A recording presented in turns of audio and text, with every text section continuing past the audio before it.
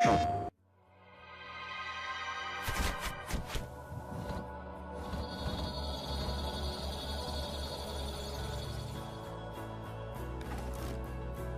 Retribution is a free-to-play, first-person shooter. It takes place in a universe that's sort of dystopian, dilapidated, maybe 20, 30 years out in the future.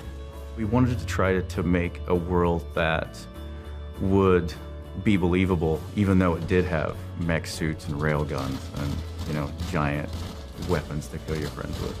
We wanted to make a fast-paced, very highly customizable first-person shooter. One of its biggest sort of iconic things is its customization.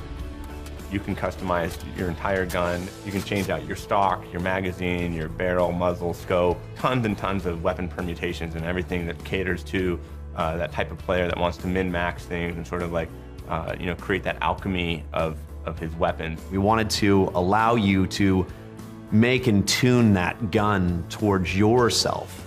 And as we moved into Blacklight Retribution, we allowed you to define your entire character. So not only just how you look, but also how you play. What we wanted to do when we first started talking about Retribution was allow a medic class not just to have an assault rifle. If you are a medic, you can have a heavy machine gun, or you could be a sniper, you can be an X or Y or Z. We want the player to define their play experience and their play style, not us. In the digital free-to-play world, there's a lot of interaction with the community. You know, we're constantly updating it and we're constantly patching it. You put out a mainstream title and it comes out, there's a DLC for X years, and then the second one that comes out, nobody usually keeps on playing. With a free-to-play, it's the same game and it just evolves. It's all about the players. It's all about the fans getting in, exploring, or finding it for the first time and playing. We want to allow people to explore, find it.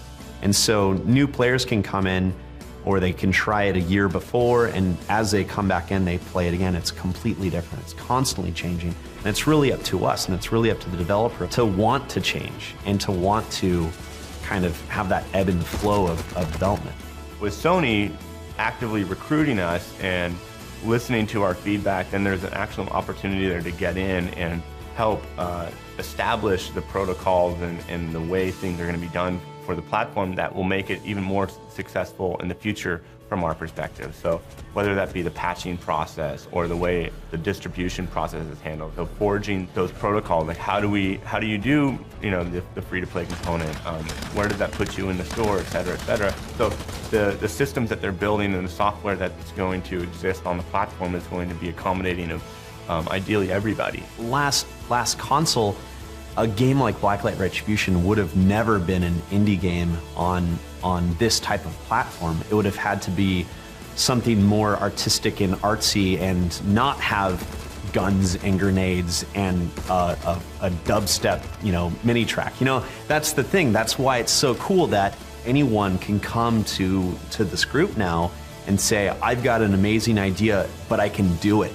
That's the thing. We want to make our games become so much better, and Sony's really allowing us as independent developers to really make that system, that game that's going to be really amazing, and it's going to allow the gamers to experience the thing that the devs wanted to make versus what they had to make.